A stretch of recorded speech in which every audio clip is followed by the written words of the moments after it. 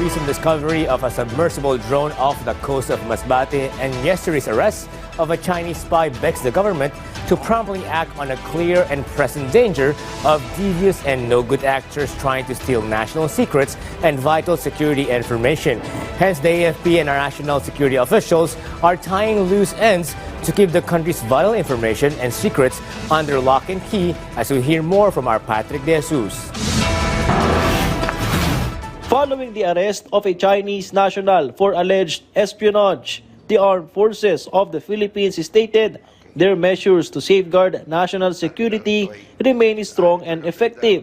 The AFP has also tightened security in various military camps across the country.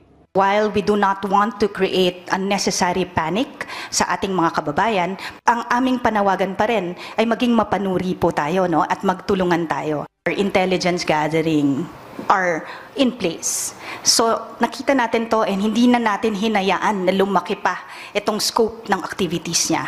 According to the initial investigation by the NBI, the suspect, Len Yuan King, who has been allegedly been in the Philippines for over 5 years, has visited several EDCA sites in Luzon, as well as power plants, NGCB substations, and the Malampaya gas field in Palawan.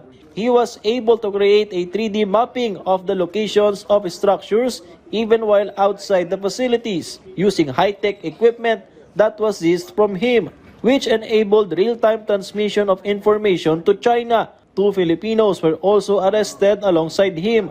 According to the AFP, they are investigating deeper motives in coordination with other government agencies. They are also looking into whether this incident is connected to the submersible drones recovered and the previous arrest of other foreign nationals involved in illegal activities.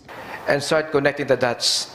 There seems now to be a deliberate and calculated move to map out the country by a foreign power. Ito ang binabantayan ng inyong armed forces.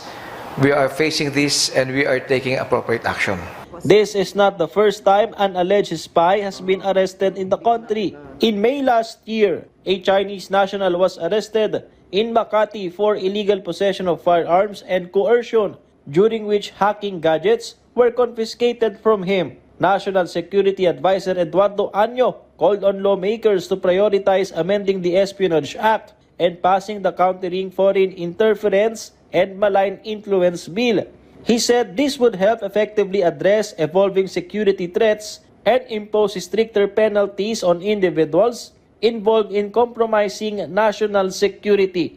From the People's Television Network, Patrick De Jesus, Balitang Pambansa.